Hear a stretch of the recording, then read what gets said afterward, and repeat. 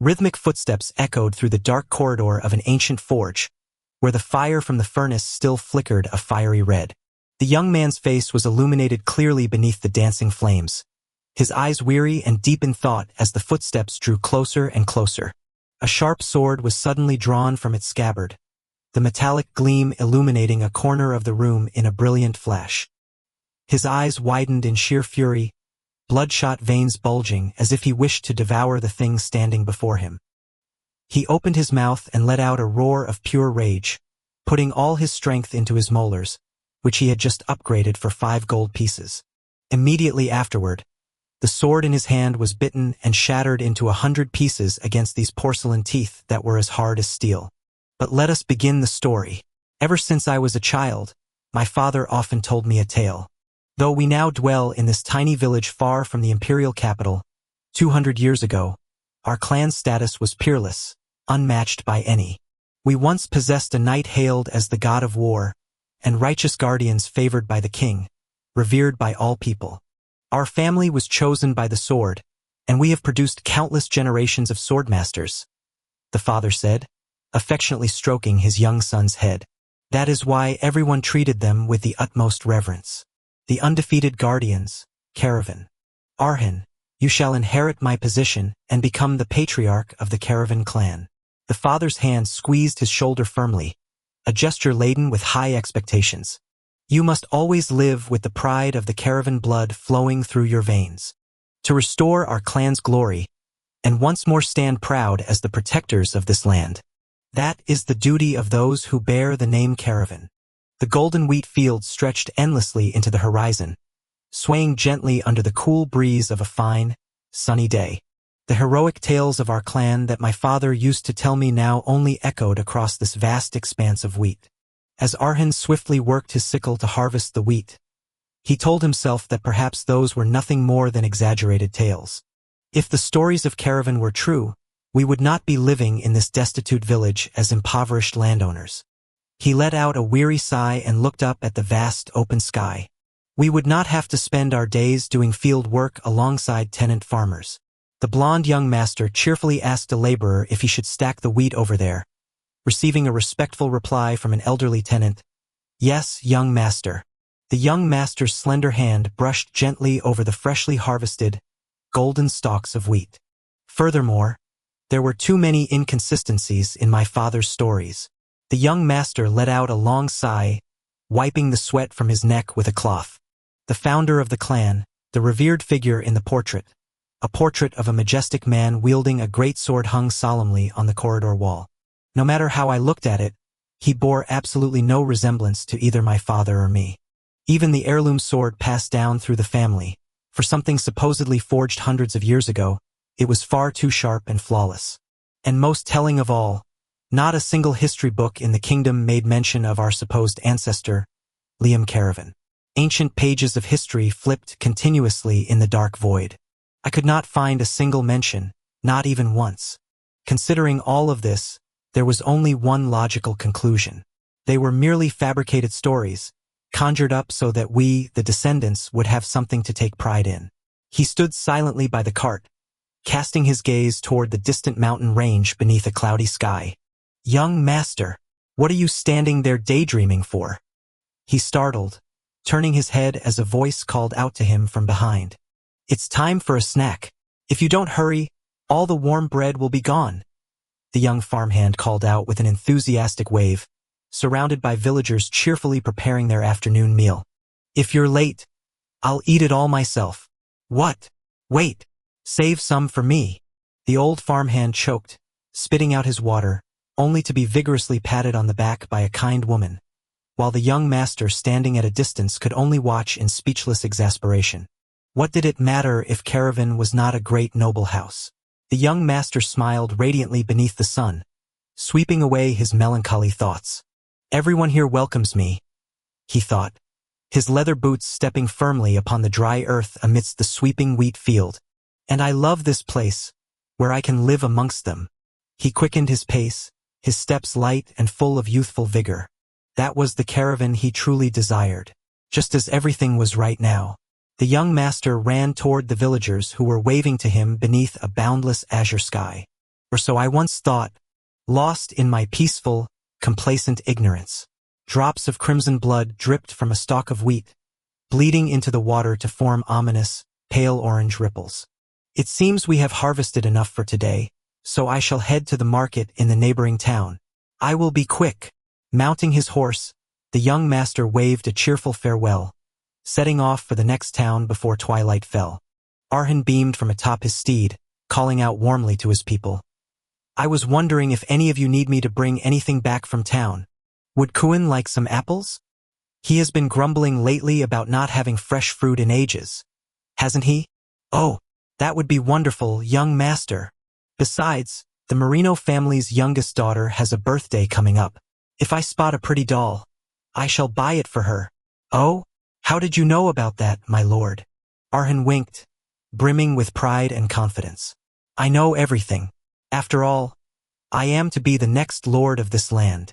Very well, I am off. See you all soon. Safe travels, young Master Arhan. There is no one as kind-hearted as our young master, one villager remarked warmly. The man beside him nodded in agreement. Indeed, he is cut from a completely different cloth than other nobles. A woman teased with a chuckle. My only worry is that some noble lady will soon steal him away. They all burst into hearty laughter. All right, before it gets too late, let's finish up the remaining work. Today is the day of our scheduled meeting with. But before the words could leave his lips, a blindingly sharp blade flashed through the air, severing his head in a horrific, sudden instant. A woman shrieked in absolute terror as the bloody spectacle unfolded before her eyes. An elderly woman trembled, calling out the name of the fallen man. Her horror-stricken face splattered with fresh blood. Kuin! Before she could comprehend the horror, another cold blade swept down, cutting her down where she stood. Fresh blood sprayed, staining the golden ears of wheat a stark, gruesome crimson under the dying light of a ruthless sunset. Walking amidst the fields, the killer spoke in a voice devoid of warmth, dripping with pure malice. This land must be erased. The surviving villagers trembled violently, drenched in cold sweat under the crushing pressure of the stranger's murderous intent. A man stammered in absolute terror. Who are you? The long-haired murderer stepped forward in silence, his keen blade catching the scarlet rays of the dying sun like pooling blood. He spoke in a low, resonant, yet utterly soulless voice, chilling to the bone. This land. Crimson slashes ripped through the air, claiming the lives of the innocent in the blink of an eye. The killer's cold expression did not waver in the slightest, even as warm blood sprayed all around him. Must be wiped out. Plump, ripe red apples and a teddy bear fell, scattering into the silent night. A pair of leather boots came to a halt right before the newly abandoned items in sheer shock. He stood rooted to the spot, cold sweat trickling down his pale face as he gasped, Everyone! Why? Why is everyone dead? A rough hand suddenly reached out from the shadow behind, shielding the boy's terror-stricken eyes as he cried out, Do not look, young master. The old butler held his young master tightly from behind, desperately trying to shield him from the gruesome sight before them as the boy cried out, Butler? Butler? Butler? Something is wrong. I must be mistaken. Tears streamed down the boy's obscured face as he wailed in agony. The villagers! The villagers!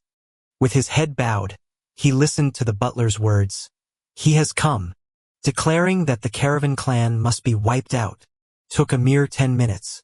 Wielding his blade with cold indifference, a stranger had appeared without warning. Within that brief span, he claimed the lives of half the villagers. A colossal slash tore through space, leveling the wooden houses faster than any professional demolition crew. The killer stood tall amidst the collapsing ruins, posing with effortless grace as if he had just completed a masterpiece. I am merely following orders. Just like that, half of caravan fell and was wiped out without a trace. By a single catastrophe, a swordmaster. Under the brilliant light of the full moon, the caravan estate stood silent yet deeply ominous. Stepping through the grand gates, Arhan and the butler stood frozen at the sight of bodies strewn across sprawling pools of blood. Amidst the horrific disaster, a faint glimmer of light suddenly appeared as Arhan stood motionless before the bodies of the servants. He gasped for air, his eyes wide with horror as the sheer scale of the massacre sank in. The mangled bodies of familiar faces lying in crimson blood made his chest tighten painfully.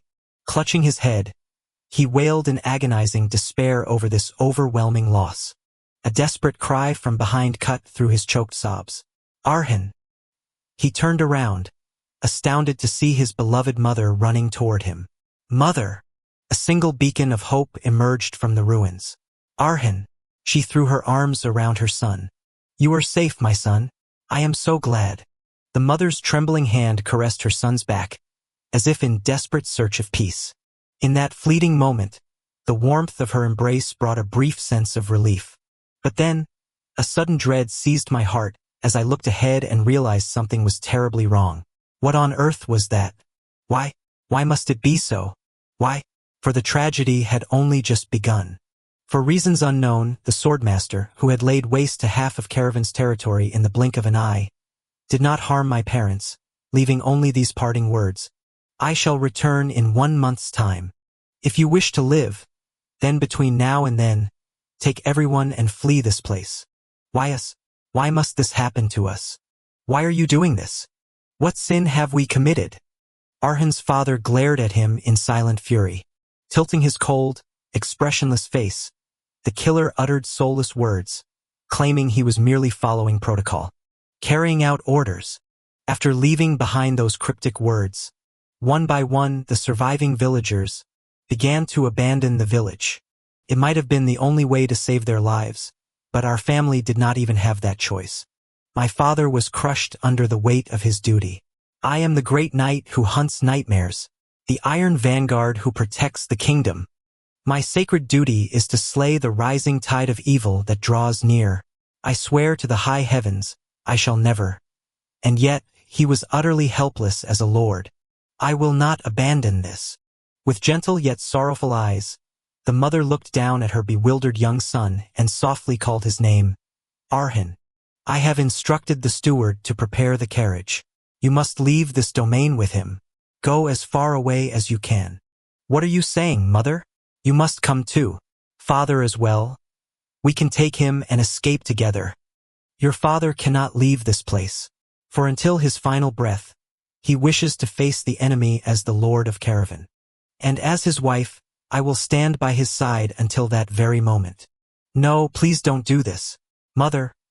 Please, let us all go together. Remember this well, Arhin. The tales your father told you are not the truth. All those stories of a champion of justice, an invincible guardian, they are nothing but pages of history written in falsehoods. So, can you promise me one thing? Promise me you will never take up the sword in your life. Promise me you will survive, no matter the cost. Never think of revenge. Live only for yourself. The butler rushed over to report. My lady, the carriage is ready. Gripping her son's shoulders, the mother choked back tears as she implored the butler to take good care of Arhin, and to ensure the boy was far away before that terrifying man arrived. Yes, my lady. No, mother. Arhin's heartbreaking cries echoed as his mother quietly closed her eyes, accepting her grim fate to protect her only son. Mother. Young master, you must go. Mother. The young master's hand reached out in vain, as his mother's gentle figure receded and was swallowed by the dark depths of the forest. I love you, my son. The wooden door of the study slowly creaked open. In the depths of utter despair, the father repeatedly bashed his head against the wooden bookcase, the dull, hollow thuds echoing painfully amidst the room strewn with fallen books. Precious volumes lay scattered across the floor as the pitiful man vented all his helplessness and resentment into those self-inflicted blows. He froze abruptly, fresh blood streaming from his forehead down his scratched face, his ragged breath mingling with helpless tears. Do not suffer all this pain alone anymore, my love. His wife gently embraced his gaunt back from behind, vowing to accompany him to the very end of life. At least until the end. I will always be by your side. The wooden carriage rattled hastily down the rugged trail in the dead of night, carrying the young master away from his family's horrifying tragedy. Young master, I know this is incredibly painful and cruel, but you must stay strong and endure it. Steering the carriage, The old butler choked back tears as he explained that that man was a disaster, a natural calamity that ordinary humans could never hope to overcome. You must accept this tragedy as a matter of course, and forget it if you wish to survive. Surely, both the master and my lady would want you to live on well. The butler turned his head in panic to look at the empty carriage cabin behind, only to find in sheer horror that the young master had long since vanished. Young master! Hurried footsteps rustled through the dense undergrowth in the dark of night. No matter how I look at it, I cannot just flee alone. How could I ever just... He gritted his teeth in self-reproach as he ran, determined that he could not possibly abandon his parents like this. I cannot be the only one to run. A burning desire for vengeance flared within him as he reasoned that though they called him a great calamity, the Sword King was still only human. Just like us. He is but a man who will die if an arrow pierces his heart. I spent the entire past month preparing a deadly poison. If I can only hit him with this. His hand tightened around his weapon, fueled by the naive belief that he could protect them, but he froze dead in his tracks as the pungent, metallic stench of blood assaulted his nostrils. His eyes widened in horror, his pupils contracting at the gruesome sight before him. Suspended from the towering flagpole of the manor hung his father's severed head, blood still dripping. How foolish! The white-haired killer turned his back, mockingly uttering, "Have you come all this way only to embrace your death? I showed you mercy, yet..." He stood frozen, his mouth agape, unable to utter a single word in the face of the brutal truth. Beneath his feet lay the cold corpse of his mother, leaving him with nothing but a desperate, anguished cry. His mother's eyes were shut tight, a streak of fresh blood trickling from the corner of her lips in agonizing pain. Unbearable agony flared into consuming rage, and he roared, "I will kill you! D." Before he could even react, his arm was severed. Bathed in the blood-red glow of the sunset, he stood paralyzed, staring at the man. The poison-tipped bough slipped from his hand, clattering to the ground right before the tips of his enemy's boots. Utterly shattered by what had just transpired, he collapsed helplessly before his cruel foe. Clutching his throat, his entire body shook violently in a torrent of fury and agonizing pain. "You are not even 18 years of age. Consider yourself fortunate. I shall spare your life today. Go and drown in your own despair." The swordsman looked down coldly at the defeated foe at his feet. "Not a single remnant of the caravan shall be permitted to exist upon this continent. And if you dare to carry on that bloodline, I will find you once more." His crimson eyes flashed with a menacing glare. Caravan should fade away as simply as this. He dragged himself across the ground, trying to reach his mother's body, tears and snot streaming down his face in utter humiliation and absolute helplessness. Pathetic. Truly, utterly pathetic. He clung tightly to his mother's cold corpse, his sobs choking in his throat, unable to do a single thing. His heart-wrenching wails echoed through the silent, desolate courtyard of the ruined mansion. On that day, I lost everything. And yet, a treasured sword displayed on high radiated a brilliant aura. Or so I had thought. From the sword, a voice echoed, "Arhan Caravan, show your reverence." The portrait of the ancestor suddenly glowed with brilliant light, and a colossal, majestic spirit stepped forth from the void. My descendant. A year had passed since I buried them all in a corner of the estate. Throughout that entire time, I had been preparing for my vengeance. The pinnacle, the man now hailed as the strongest sword on the continent. A guardian sworn to protect the peace of the realm. Splatters of blood upon the cold stone walls of the corridor. A righteous warrior vanquishing evil. A transcendent being possessing the most brilliant talent, unmatched even among swordmasters. Carlos of the 10 Swords. Such was the name and renown of the man who had stripped everything from me.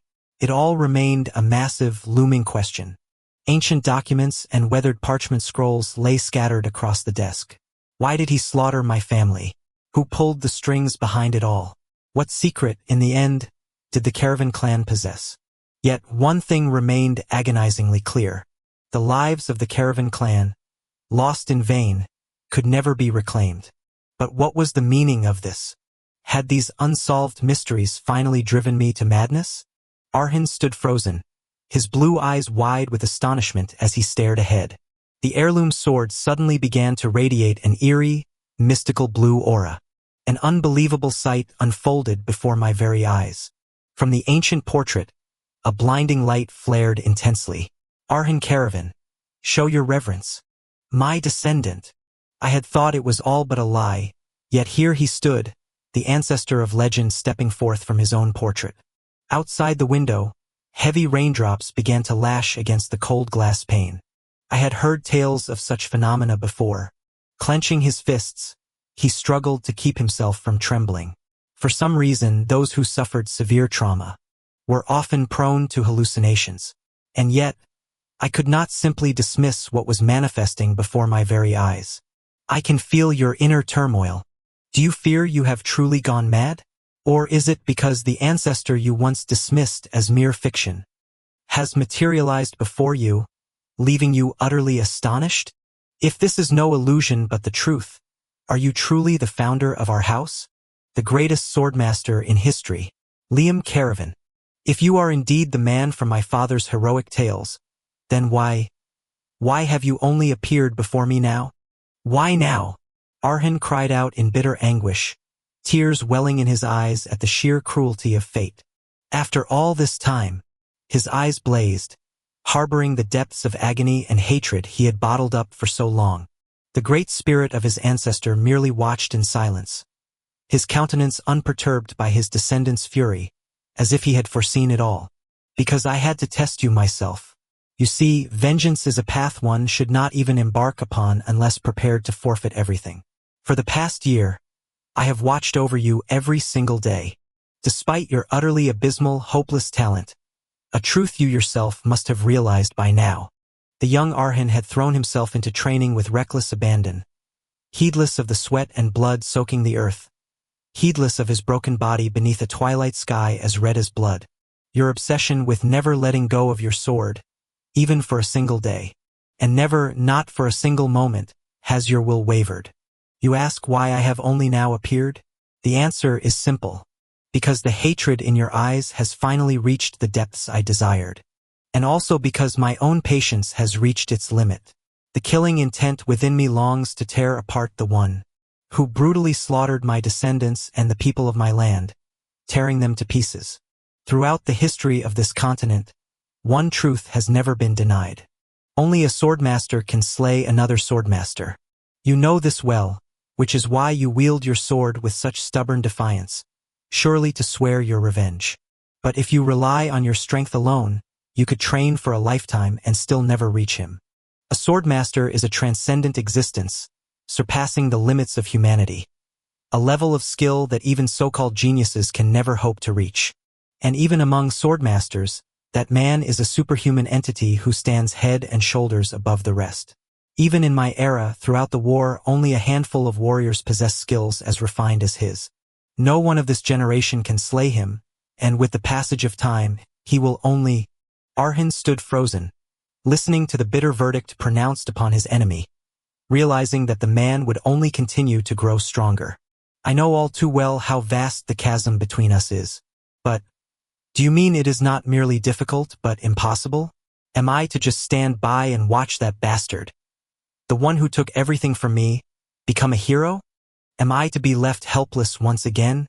But from this moment on, everything will be different, because I will help you, so that you may become a blade sharper and stronger than even he.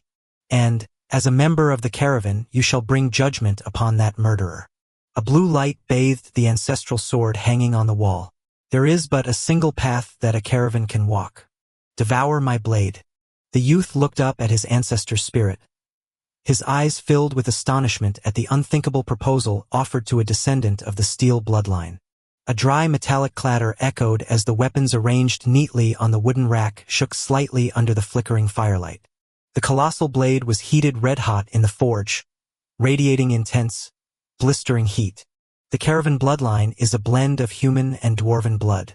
Arhin stood motionless before the heat of the forge, his sweat-slicked face reflecting the glowing orange fire, exhausted, yet his gaze remained steadfast. The flames erupted violently, enveloping the great sword as he bravely raised his weapon high. It all started with me, a half-dwarf. The ancestral spirit stood beside Arhin, gently explaining their origins. The physical traits of the dwarves may not be clearly visible, but within their blood lies a special ability passed down to our descendants. That ability is the power to devour swords. By doing so, you will make the memories and skills of the sword's owner your own. This is how the Caravan clan has forged swordmasters from generation to generation. The very source of power that made us such a great house. Inheriting power by consuming swords. Everyone knows the dwarves are kin to iron and fire, but I have never heard of such a bizarre ability. Arhin gripped the hilt of his heirloom sword, his heart rife with doubt over this madness. It is all so absurd. These tales only breed more confusion within me. Yet, the truth can only be proven by the outcome. I have no time left to hesitate. Tell me how to swallow this blade. Liam Caravan offered a faint, enigmatic smile. The method is simple. You merely heat the sword until the blade grows soft enough. And then swallow it. The crimson glow from the heated blade cast its light upon the trembling Arhin. Perhaps I am trapped in a nightmare. Or perhaps I have gone mad. Maybe I am being led astray by an illusion. But even so, even if there is but the faintest glimmer of hope, I will do it. Without a moment's hesitation, he bravely guided the glowing red blade, radiating a terrifying heat, into his mouth. Searing pain struck instantly, choking Arhin's throat in bitter agony, as though his chest would burst from the sheer heat of the metal. Arhin struggled to swallow the molten blade, his hands clenching in agonizing torment as his flesh began to burn. A violent surge of magical fire erupted, enveloping Arhin's entire body. Screams of agony echoed through the chamber as a colossal surge of energy ravaged Arhin's body from within. His figure writhed amidst a sea of crimson fire, where the boundary between life and death had never been so fragile. Red-hot embers scattered across the cold ground beside the stone pedestal of the ancient forge. Arhin writhed as he clutched his throat, a blinding radiance from the sacred sword gradually assimilating directly into his veins. Arhin screamed in excruciating pain, struggling to endure the bone-piercing agony, sweat pouring profusely down his spine, writhing as he endured the horrific devastation of the blade inside his body. Remember. Painful memories resurfaced with the image of his father collapsing in a pool of blood. Remember. The gentle face of his mother, who had closed her eyes forever. Remember. The cold, soulless face of Carlos. Arhin's bloody, trembling hand still forced itself to grip the hilt of the sword. Summoning his very last reserves of strength, he pushed the sharp blade deeper into his mouth. The magical blade began to melt, dissolving into Arhin's body amidst a blinding radiance. I shall become one. Even if I must trade my very life, I will become one. I shall become one. I will become a swordmaster to destroy him. Dawn broke, and the cheerful chirping of birds echoed through the lush green canopies surrounding the ruined manor. Arhin bolted awake with a sharp cry, sitting up and gasping for air in the center of the desolate room. I am still alive. Not only am I alive, but there is not a single wound on my body. Yet, I can still recall as clearly as day the agonizing sensation of chewing and swallowing that thing. I almost thought yesterday was nothing but a dream. Mercifully, it seems it was not. For if it were, then there would be no reason for only this sword hilt to remain. At least your mental fortitude is commendable. Arhin flinched as a familiar voice rang out. Unlike that hopelessly fragile body of yours. Liam Caravan manifested once more, radiating majesty. Liam exuded an imposing presence within the dim room. Even among your ancestors, some could not withstand that searing pain, and not a few gave up. Do you believe my words now? Every legend of the Caravan family your father told you is the absolute truth. Arhin was filled with awe as he looked directly at Liam. And I am no mere illusion of your mind. His trembling hands touched the cold ground as he prepared to perform the ritual of master-disciple. I, Arhin Caravan, humbly pay my respects to the progenitor. Liam burst into hearty laughter, his satisfaction at the youth's reverence clear. Call me master, young descendant. All who have ever received my teachings have called me so. I understand, master. Arhan looked up at his new mentor, his eyes burning with hope for a future of vengeance. Does this mean, just as my father said, that I have inherited your great power, master? Warm memories of his late father rushed back, reminding him of the extraordinary heritage of the blood flowing through his veins. Last night, you mentioned that I could attain strength simply by swallowing swords. Snapping back to reality, he scratched his head and looked down at his own body with a bewildered expression. And yet, I do not feel much of a change. Liam suddenly cleared his throat in embarrassment, raising a hand to cover his mouth to hide his awkwardness. About that, there is a slight complication. To be precise, it is an issue on your end, not mine. Pardon? What do you mean by that? My original plan was to have you swallow my treasured sword and instantly elevate you to the rank of Swordmaster. Liam crossed his arms and stared at the bare hilt on the ground, sighing deeply at the frailty of his descendant. However, perhaps because my bloodline has been diluted through the generations, although you still inherit the capability to swallow swords, your ability to absorb the power sealed within them seems to have significantly deteriorated. To put it simply, with your current physical constitution, it is impossible for you to fully absorb the essence of my blade. A sudden burst of light condensed right before Arhan's chest, causing his eyes to widen in sheer shock. The room fell into silence as he dropped to his knees before Liam. He bowed his head slightly, accepting the harsh truth that he could not reach the heavens in a single bound. I understand. If Master says so, then it must be so. Is that all you have to say? A self-deprecating smile tugged at the corner of his lips, yet his resolve remained unwavering. I have always known how weak my body is, though I am somewhat disappointed with this outcome. Arhan bowed his head slightly and said, I am simply grateful that another path remains open to me. Liam asked in surprise, What do you mean? Looking up, the boy explained, You said it is impossible in my current state, which means that one day, I will be able to wield your power. Determination flared in his eyes. In other words, I should start with a sword I can control. Doesn't that mean I just need to find one? Liam let out a soft sigh, marveled by his descendant's keen intuition. A satisfied smile crossed Liam's face as he praised, You already possess the intuition of a swordmaster. Hovering in the middle of the room, Liam continued to instruct, The more worn and heavily used the sword is, the better.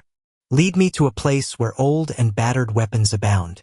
Flying behind the boy through the colossal scrapyard, Liam said, I will choose one for you.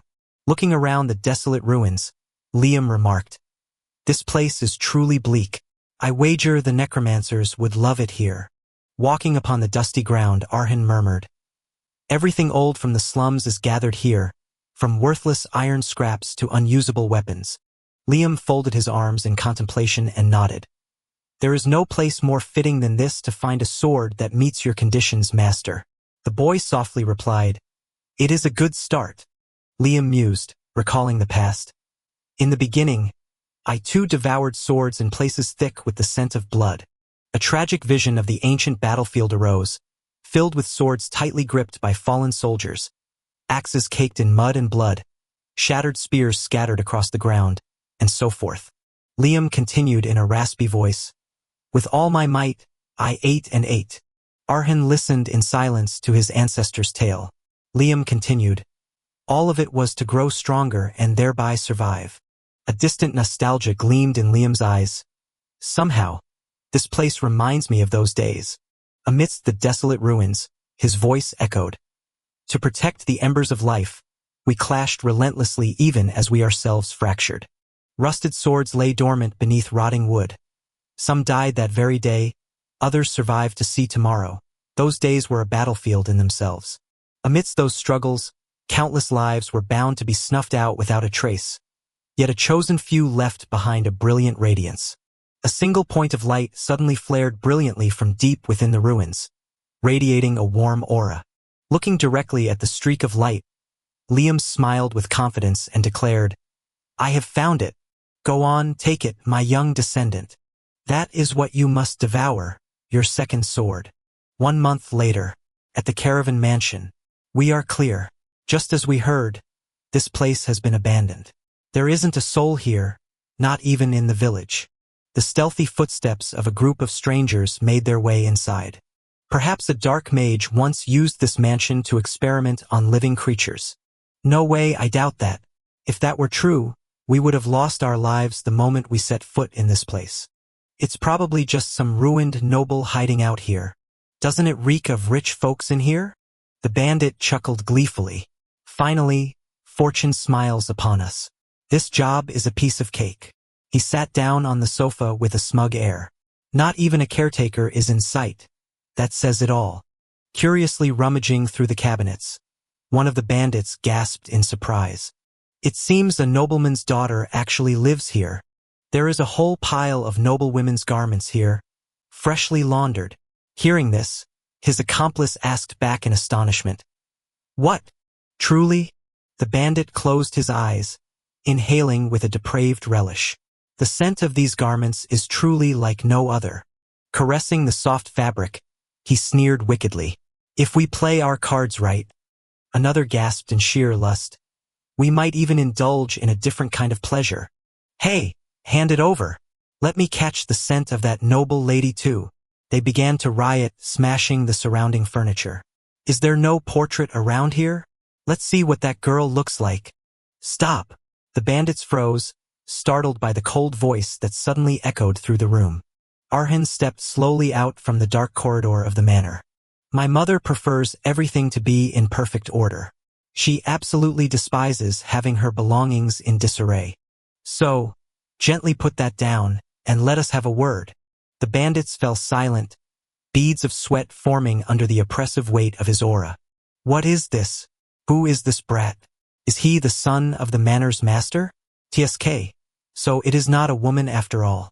Did you come seeking food, or simply a place of refuge? If it is either of those, speak. I am willing to welcome you as guests if that is the case. What gibberish are you spouting, boy? Have you lost your mind? The man glared, his eyes wide with rage. You damned nobles truly do not know your place. You should have stayed hidden like a good little boy. Why drag yourself out here to cause a scene? Arhan closed his eyes, entirely untroubled by his enemy's threats. Do you seek death so eagerly? He suddenly snapped his eyes open, flashing with murderous intent. The predator's gaze awakened, burning like a savage flame. A lightning-fast strike tore through the air, spraying fresh blood everywhere. So, you are intruders, not guests. The fire in the hearth flared violently, illuminating the darkened room. Master, is this truly the sword I must swallow? Arhan stared intently at the slender blade in his hand. It looked nothing like a sword, but rather resembled a needle. I feel as though if I were to strike anything with this, it would shatter instantly. Do you not agree? Of course it would. It was never forged to cleave enemies, nor was it meant to crush them. It is a weapon forged for but a single purpose. In a decisive battle of life and death, where the boundary between living and dying is razor thin, it is used to pierce the vital points of the enemy, bringing a swift end to their lives. The cold blade plunges straight into the enemy's throat, ending them in a mere instant. A sword born solely to thrust. Is it meant only for thrusting? Liam Caravan replied. By the look on your face, I can tell you are thinking a spear would be far better suited, my young descendant. He listened in silence as Liam spoke. That question is not without merit. However, the memories dwelling within that sword are precisely what is most beneficial for your current state. Liam Caravan continued. Let me tell you, before its previous owner perished, she single-handedly pierced through the lives of over 2,000 foes. And what is more, its master was a woman. So, hold that sword with the reverence it deserves, and absorb it with gratitude. The burden of its sins may be light. The flames flared up fiercely as Arhan began to heat the sword to a glowing red. Yet, the life dwelling within it was incredibly heavy and solemn. You shall reap much from inheriting the memories of that woman. The blazing fire consumed everything in its path, leaving hot embers to rain down upon the ruined earth. The last thing Mary could recall was a manor engulfed in raging flames. Mary, are you awake? When Mary, who was only 10 years old at the time, opened her eyes, much had changed. Mary's parents had perished in the blaze, their remains burnt beyond recognition. Amid the desolate ruins, Mary wept bitterly, her head buried in her hands. And upon hearing that she was the sole survivor, she whispered softly, "I wish I had died with them." Having lost everything in the blink of an eye, Mary went to live in a weathered orphanage, a place that worshipped the goddess of fire. Under the sunny blue sky, a stone statue of a flame was cradled with reverence. The day she realized this place worshipped fire as salvation, Mary felt herself dragged down into the abyss once more. Mary stood in silence, gazing into the grand mirror in the dimly lit room. She, who had lost everything to fire, was now forced to live in a place that hailed fire as salvation. Staring at her clear reflection, Mary realized she had never truly escaped the flames. The cathedral was vast and solemn, its pews crowded with people praying beneath the radiant light. Yet, the days that followed were terrifyingly peaceful. What is wrong with her? I heard she was cursed by the goddess. Is that the mark of the curse? No wonder she looks more repulsive the more you look at her. How terrifying.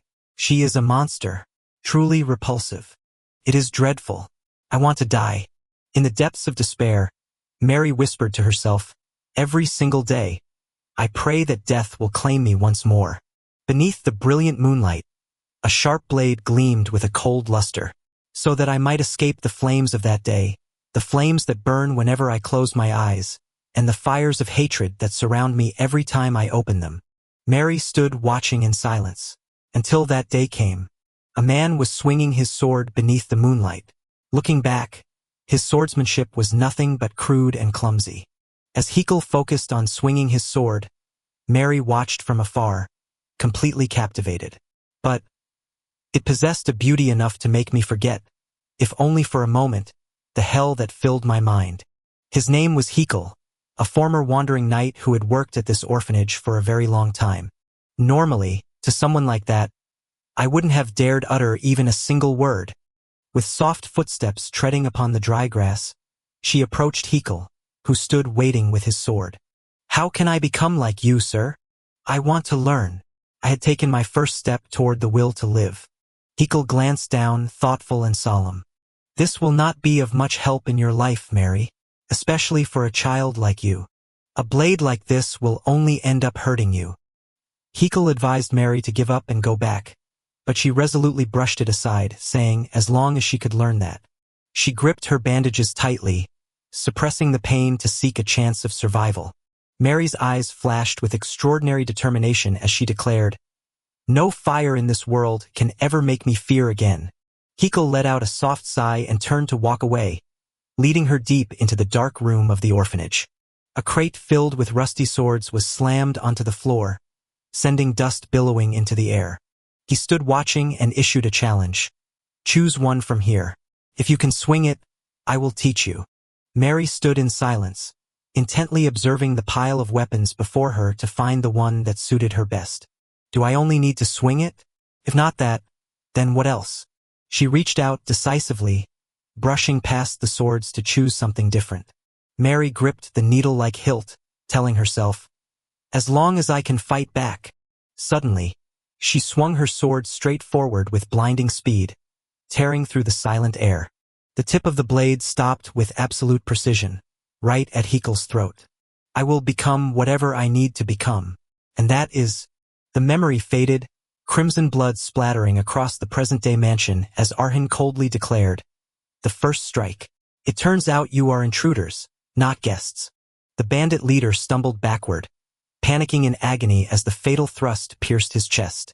The bandit collapsed onto the cold floor, falling unconscious right before his comrade's eyes. He stood towering in the center of the hall, his cold bloodlust enveloping the space and freezing the remaining bandits in their tracks. The bandits trembled as they watched their leader get taken down so easily, terrified as one of them stammered, "This? What is this? This is a joke, right?" Coldly, Arhin swung his blade, spraying the enemy's blood as the remaining bandits cowered behind him. "At this point," he murmured softly, "I believe there is no longer any need for words." Liam Caravan emerged silently in the passageway, watching the scene with a profound, solemn pride. Throughout this past month, I have taught my descendant but a single thing. He panted heavily, sprinting desperately through the dense forest under Liam Caravan's stern supervision. It was a grueling physical regimen designed to build the endurance to run tirelessly for hours on end. I have not taught him even a single shred of swordsmanship. Liam Caravan marveled at his astounding progress. Yet, for him to execute such a precise thrust could only mean that he was absorbing the knowledge flawlessly. Now show me, my descendant. Arhan raised his sword straight before him, embodying the resolve of a true warrior. This is your very first step as a Caravan. The exact spot where the intruder had been struck, followed by a ragged, agonizing gasp. He lay convulsing on the floor, hands clutching his bleeding chest as his weapon clattered far away. The place that can only be reached by a precise thrust between the ribs, the lung. Someone like me, completely devoid of any skill or experience with the blade, should never have been able to deliver such an impeccable strike. An aura as red as raging fire began to envelop his sword hand, awakening a dormant power. Yet, there was only one reason this was possible. The master of the sword I had absorbed a month ago. The silhouettes of Arhan and Mary overlapped, weaving together in a wondrous assimilation of minds. These were the memories of Mary. From that day onward, Hekal taught me so much. In the sun-drenched forest, Hekal stood sternly, supervising Mary's every movement with the blade. He began with the basics, how to stand tall and how to grip the hilt. With patient care, Hekal corrected her posture. He taught her how to fight and even how to survive. Though it lacked any formal, rigid structure, Hekal's figure appeared amidst the falling snow, bearing the quiet, pensive air of a traveler. His swordsmanship held the romance and freedom forged through a lifetime of wandering as a knight. Mary smiled softly in the biting winter cold, dispelling her long-held fear of fire. To one who had always dreaded the flames, it was a beauty beyond compare. She swung her blade fiercely amidst the white snow, each elegant stroke carrying a fierce will to survive, a quiet, unyielding resilience. Mary offered a radiant smile amidst the white snow. She called it Hekal's sword, and she loved it with all her heart. Time slipped away, and Hekal was soon bedridden with a grave illness. And a few years later, Mary, the day will come when you must leave this place. Hekal struggled to grasp Mary's hand. When that day comes, please, venture out into the wide world. His breath grew shallow and ragged. This is the last thing. I leave you, my final lesson. I am glad you are here with me at the very end of my journey. She could not hold back her tears upon hearing Hekal's final call. Mary. In the silence of the room, he drew his last breath. Thank you for everything. Rest in peace, Hekal. The sword was now stained with the very first blood of a wandering life. Afterward, just as Hekal had taught me, I left the orphanage behind and stepped out into the world. Mary stood proudly amidst the fallen, leaving the surrounding mercenaries in utter awe. And before long, I had forged a reputation as a mercenary of no small renown. Perhaps it was because I wielded a peculiar blade, or perhaps because I was a girl, an extremely rare sight in this line of work. To them I became known as the image of Mary, sword in hand, rose proudly in Arhan's mind. The patchwork nomad. A tremor of shock ran through him as the torrent of memories flooded his mind. This must be the assimilation master had spoken of. Her memories, surging into my mind, were laying themselves bare. Snapping back to reality, the bandit leader lay gasping for breath on the ground, trembling as he begged for mercy. Arhan gave his blade a cold, slight twirl, utterly deaf to the man's pleas. Bending low, he plunged the tip of his blade straight into the man with lethal resolve. The blade pierced through the leader, ending his life in an instant. Arhan tightened his grip on the hilt, staring down coldly. Let's bring this to a clean end. Kneeling in the pool of blood, he stared at the sword in his hand. This is the first life I have taken. Yet, even though it is my first, I feel absolutely nothing.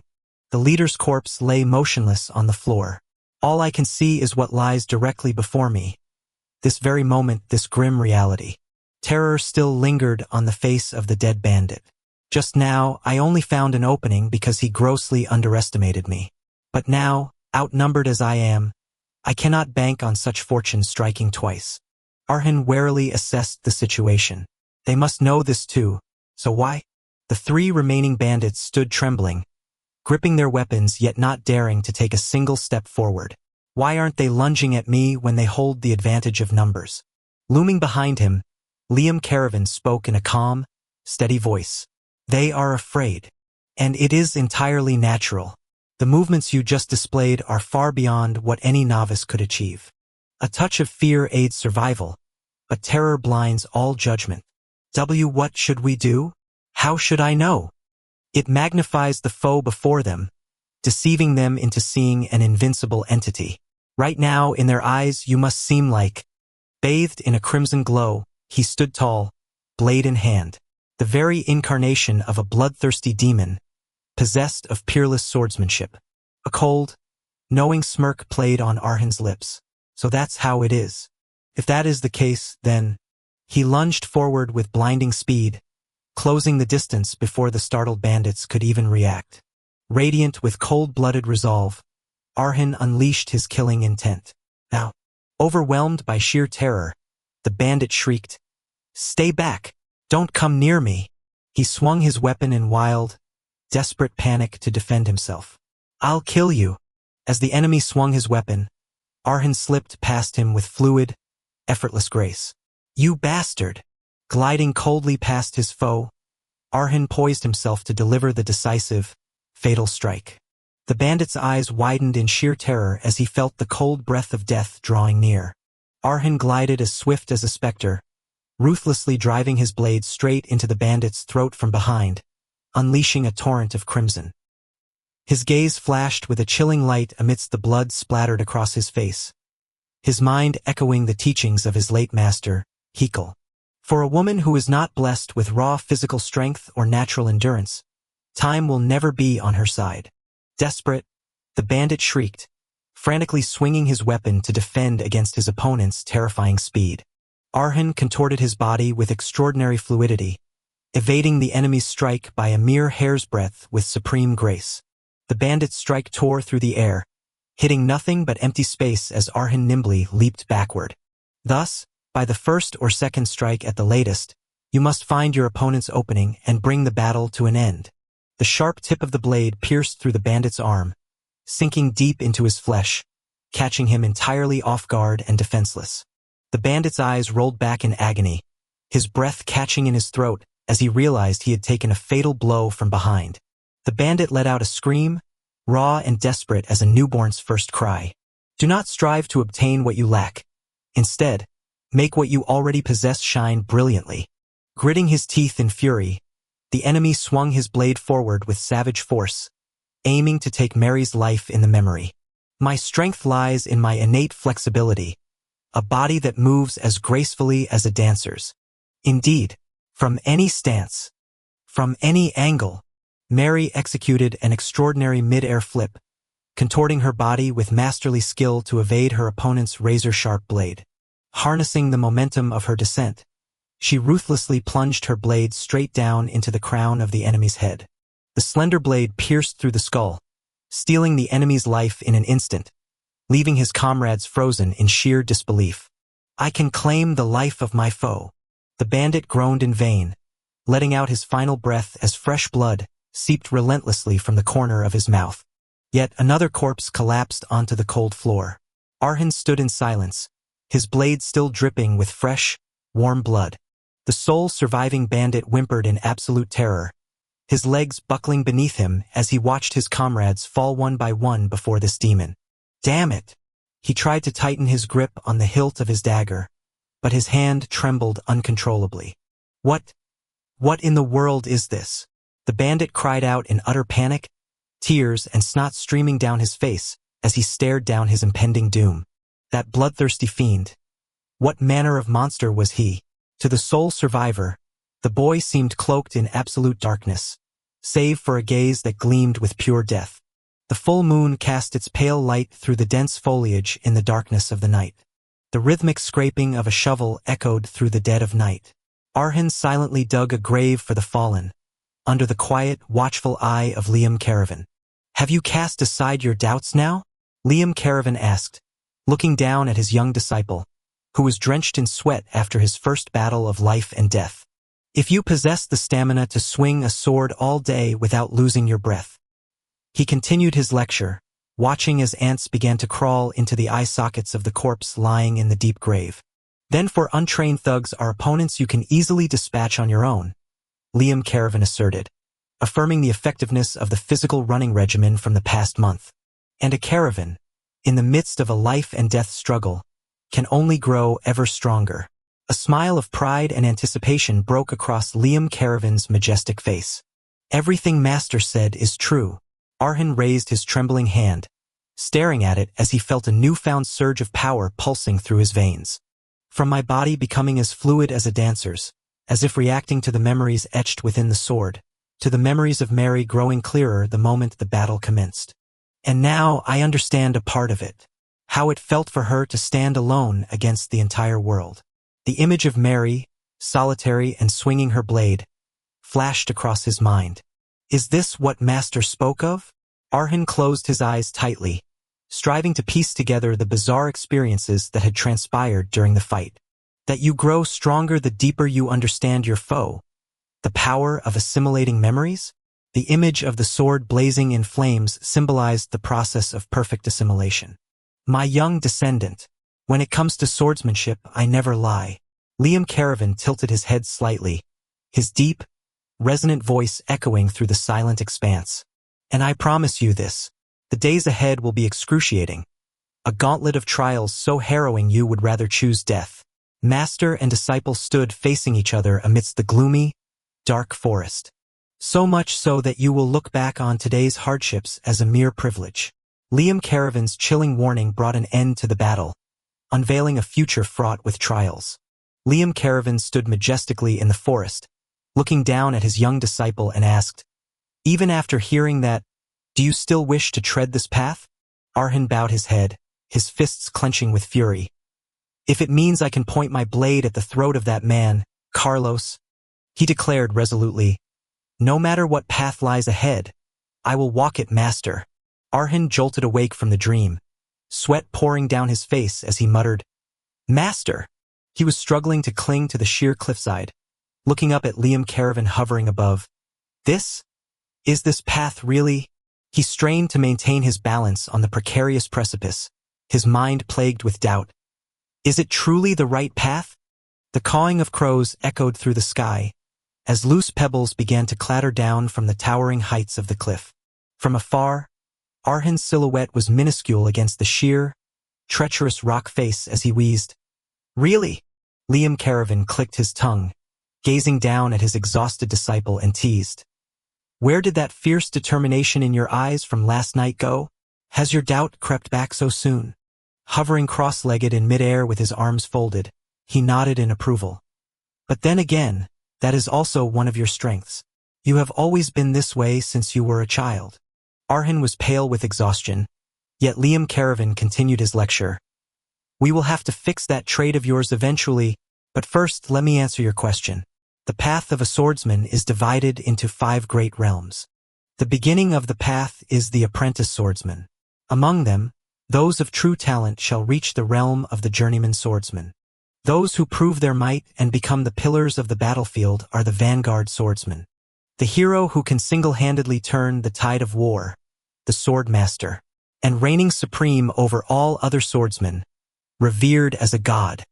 Tens of thousands of soldiers fell to their knees in unison, bowing beneath the brilliant radiance of the Supreme Being. The realm of the Mind Sword, the Sword Saint. Liam Caravan turned to look at him and asked, Tell me, young descendant, where do you think you stand among these? Arhan offered a weary, self-deprecating smile, gasping for breath as he replied, I'm sure you want to hear a bold answer, Master, but I know my own limits. The prerequisite to becoming a sword saint is the ability to wield mana. And to wield mana, one requires a vessel to accumulate it, a second heart. The formation of a mana heart. Arhan continued his arduous climb up the cliffside, concluding, Yet, I have not even formed a mana heart, so I doubt I am even qualified to be an apprentice swordsman. Liam Caravan smiled with satisfaction. You have a good grasp of your own limitations. Liam Caravan smiled with absolute confidence, his solemn gaze fixed straight ahead. Indeed, you have not even stepped onto the path of the sword. Arhin's hand clung tightly to the rugged cliff face, sweat pouring from him. You are but an amateur among amateurs. This training is meant to guide an amateur like you onto the path of a novice, so that you may form a mana heart. Hearing this, his eyes widened in sheer astonishment as he gasped in bewilderment. What? Do you mean I am putting myself through all this mortal peril, just so I can form a mana heart? Arhin cried out as loose gravel began to cascade down the treacherous cliffside. In a place like this, where I could actually lose my life? In his mind's eye, the image of an alchemist's elixir flickered. I do not know how it was in your time, master, but nowadays, one only needs to drink an alchemist's elixir, or have a journeyman rank knight infuse them with energy to awaken their senses, and they can easily form a mana heart. The image of a noble young lady laughing merrily while practicing self-defense swordsmanship flashed before him. That is why even noble ladies who only learn the sword for self-defense can easily form a mana heart. His trembling hand gripped a fissure in the rock, desperately trying to stabilize his body. Then why are we ignoring such an easy path? Why must we cling to a method like this? He gritted his teeth, sweat pouring down his cheeks as his strength rapidly waned. I simply cannot understand it. Yes, just as you say, forming a mana heart in itself is no difficult task.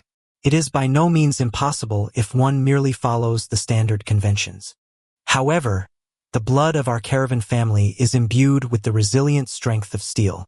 Therefore, to wield such magnificent power, one must possess a vessel of equal resilience. Liam Caravan sat majestically cross-legged in the empty air. A normal human heart will never suffice, for the realm one can reach with a mortal heart is merely that of an ordinary mortal. His gaze flashed with a sharp, oppressive light. If you truly wish to reach the realm of a Swordmaster, there is but one thing you must absolutely possess. A heart of solid steel manifested amidst a swirling aura of energy. Something that will remain unscratched even if it collides with the world itself. A heart of steel. And there is only one way to forge it. Seen from behind, Arhin's solitary figure scaled the towering, sheer cliff. To force your body to feel the absolute necessity of a mana heart, you must constantly push yourself to the very brink of death. Even among my own descendants, precious few have been able to endure this training to the very end.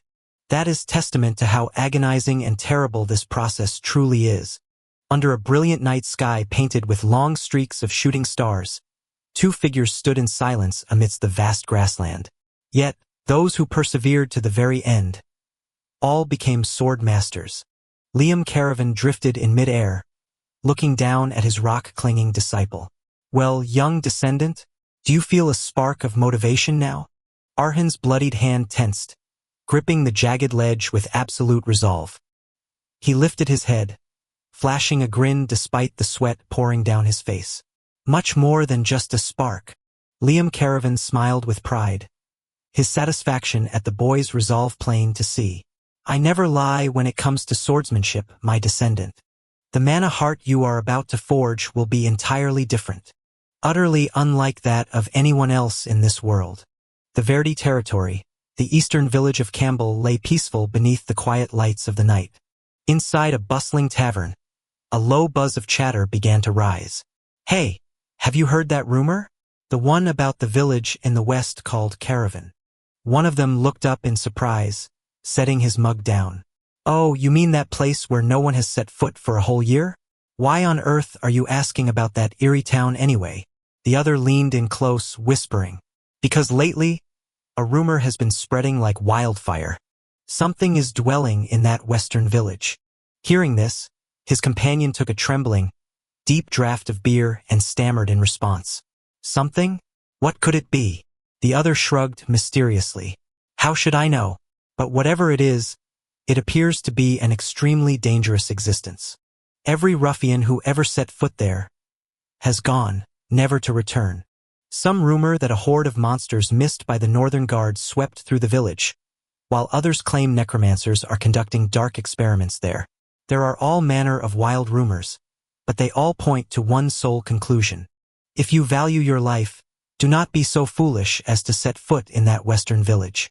A mysterious man sat quietly in the corner of the tavern, listening in silence without uttering a single word. He slammed his tankard down onto the wooden table, muttering softly to himself. A village where merely stepping foot inside means death. Suddenly, a violent fit of coughing seized him, and he hastily covered his mouth. Wearily, he slowly wiped away the smear of fresh blood lingering at the corner of his lips.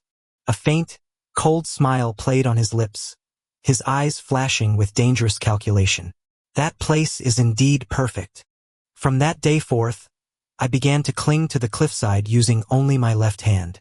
Arhan stood panting heavily before those who harbored ill intent toward his home, while Liam Caravan hovered leisurely in the air, supervising. I simultaneously dealt with the uninvited guests at the manor, even on the days I was utterly exhausted. Gritting his teeth, he dragged a colossal boulder by a rope under his master's watchful gaze. Amidst the agonizing muscle aches of physical training, even on days when merely lifting my arm was a monumental struggle, Arhan clung desperately to the sheer cliff, unwavering in the face of the grueling training. I pushed through it all, never missing a single day. His hands strained, gripping the jagged crevices of the rock to hold onto dear life, with every ounce of my strength. And thus, a month passed by. If you were to ask whether I succeeded in forming a mana heart through such absurd training, exhausted, he slumped against the roots of an ancient tree in the misty forest, letting out a weary, heavy sigh. Regrettably, I did not. Arhan raised his calloused, scarred hand before his eyes, silently contemplating the toll of those days of self-mortification. Suddenly, a confident smile played on his lips, his eyes flashing with sharp intensity. However, a distinct change has begun to take place. A massive, spiked iron ball tore through the air with terrifying speed, hurtling down the manor's corridor. One of those changes is, he instantly evaded the trajectory of the lethal weapon. My senses have become incredibly keen. The assailant roared in fury, wildly swinging the iron chains to produce a deafening, clattering din. Yet, it is not just my 5 physical senses, including my sight and hearing, but also my judgment and concentration when handling critical situations. Arhan bent his body low to the ground with fluid grace, narrowly evading the horizontal sweep of the chain by a hair's breadth. He slid gracefully across the floor to break free from the encirclement, to an extent that is utterly incomparable to before. Arhan's hand tightened around the hilt of his combat needle, bracing for a decisive counterstrike.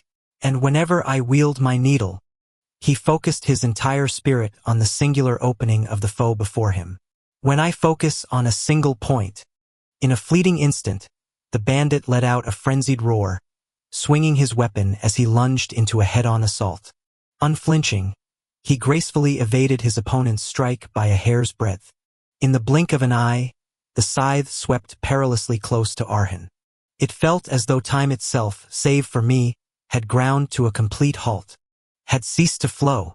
Arhan spun, sliding low across the ground.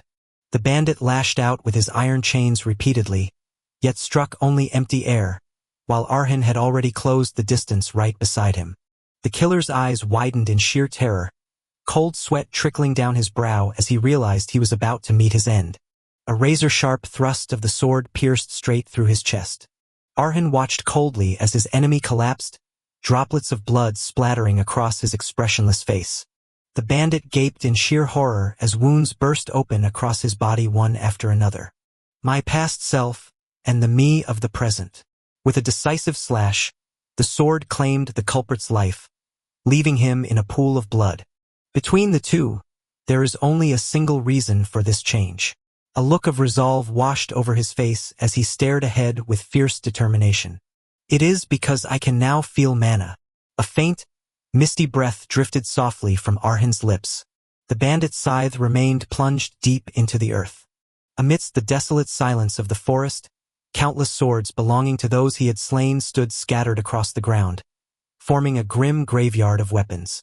To achieve this without even forming a mana heart or becoming a novice swordsman, he sat cross-legged beneath the ancient tree, facing Liam Caravan. Of course, this is likely due to the power of the needle, but it remains an astonishing feat. Arhan closed his eyes, focusing intently on the circulating flow of energy. Master, What kind of power will I truly possess when I reach the next stage? A faint trace of mana dissipated with each of his steady breaths. Liam Caravan offered a knowing smile, looking down at his young disciple. If you are impressed by something so trivial, you still have a long road ahead before you can shed your apprentice title. I shall answer your question. Once you form a mana core, become a novice swordsman, and comprehend the depths of that power, only then will you and the wielder of the needle stand on equal footing. And should you take another step forward, by channeling the path that radiates from your mana core, you can reinforce your physical vessel and manifest a perfect domain of offense and defense, reaching a realm beyond mortal limits. The world calls that stage the Swordwalker.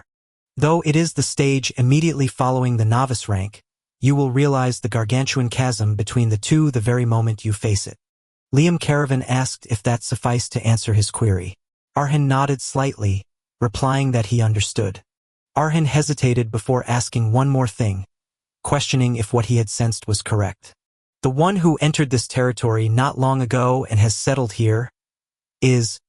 A booted foot stepped lightly onto the parched, rocky earth, right beside a great sword driven deep into the ground. The mysterious man sat in silence amidst the ruins, a heavy pressure radiating from his presence. The man's face was revealed beneath the firelight, making him wonder in astonishment if this was a sword walker. Indeed, that man is on a completely different level from the rabble you have dealt with until now. Liam Caravan asked Arhan what he would do when, in his current state, he could not hold out for even a second. Placing his hands against the ground, Arhan firmly replied that for now, he would observe the situation and prepare for the worst. Arhan sighed, telling himself he had no other choice. Liam Caravan then suggested he could choose to abandon this territory to avoid an unwinnable war. Bowing his head, he resolutely asserted that such a thing was not among his options. Though a long time has passed, so much so that this place has become ruined beyond recognition, yet this is the only place that holds everyone's memories. Liam Caravan watched him in silence, his expression pensive yet tinged with pride at Arhan's steadfastness. Arhan turned and walked away, his solitary figure slowly dissolving into the endless void ahead. Grow stronger, my young descendant, Liam Caravan solemnly admonished his disciple. In this kingdom of iron, only the strong hold the answers. Even your simplest wish right now is nothing but greed and luxury. Arhan's hand clenched with determination. Engrave and ponder the emotions you feel right now. Use them as fuel to achieve what you desire. The moonlight shone bright from behind the clouds. Gnaw on that trial and become as hard as refined steel. The night shroud enveloped the desolate land, so that no one will ever dare laugh at your words again. The sword radiated a mystical aura. Was it because my master's words touched me? The intruder pointed the tip of his sword straight at Arhan. Don't you dare think of running away. Cold sweat dripping, he gripped his weapon tightly, tensing in sheer shock at the suffocating pressure radiating from his opponent. The intruder pointed his blade forward. If you... A surging aura of energy wrapped around him menacingly. Dare turn your back on me. The man's gaze was cold enough to freeze his opponent. I will strike you down on the spot. Arhan gritted his teeth, enduring the terrifying pressure. An unexpected trial has descended. Torrential rain poured down relentlessly. Ever since that man set foot in this territory, the desolate village drowned in the shroud of rain. Observing him has become a new habit in my daily life. Raindrops shattered against the stony ground. What I realized during that time was crystal clear. The intruder stood with crossed arms in the rain, bearing an immense dignity. Even though the village was full of empty houses, as if believing that every single one still had an owner, he never touched even the smallest trinket, and lived a simple life with only the belongings he carried with him. If there was any other peculiarity, it was that he was always lost in thought while watching the sunset every day, or if not, that he was praying. And the conclusion I drew was... Arhan hid behind a tree trunk, whispering softly as he observed the distant figure. That guest seems to be a knight. Liam Caravan nodded in agreement. I think so too. He is a swordsman who has reached the level of a sword walker, yet he still strictly observes rules and etiquette even when no one is watching. Liam Caravan spoke, offering his assessment. Men so unyielding are rare indeed, unless they happen to be knights. Arhan stood leaning against the trunk of an ancient tree, pondering before speaking softly. In that case, he might not make a terrible first neighbor. After all, knights are bound by honor and ever-pursuing of justice. They are far better than other intruders. True, they pursue honor, but it is a grave mistake to call them righteous. By its very nature, honor is highly subjective. You cannot claim that the honor they believe in and defend is a virtue to all. Beneath the feet of the figure upon the throne lay countless coins, symbols of power. Liam Caravan lectured. A knight's honor is defined by whom they have sworn their fealty to, the one who provides their lavish wealth. It is dictated solely by the will of their master. Liam Caravan narrowed his eyes, grave and solemn. Therefore, let me teach you the true meaning of a knight once more. Liam Caravan defined coldly. A knight is nothing but a swordsman who uses honor as a pretext for violence. An executioner who slays with efficiency, using sword techniques passed down through generations. Clad in costly armor, they are merely tedious enemies, stubborn and difficult to kill. Stunned, a bead of sweat rolled down his cheek. He listened as Liam Caravan advised. Do not be blinded by the hollow echo of the word knight. Observe and discern the true nature of your target. He looked down at his young disciple with expectant eyes, emphasizing, doubt, for that is the precious talent you possess. Arhan's face washed over with astonishment as he murmured to himself, doubt? Is my talent? The shadow of Arhan's childhood self stood in silent observation.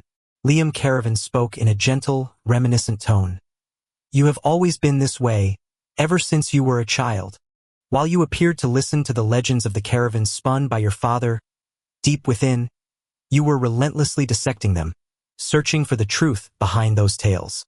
Even in moments when you might have cast yourself into peril, intoxicated by the strength you had attained, you still found your answers, weeding out variables with razor-sharp acuity and keen observation. Arhan stood gazing up into the empty expanse, as if searching for some ultimate truth.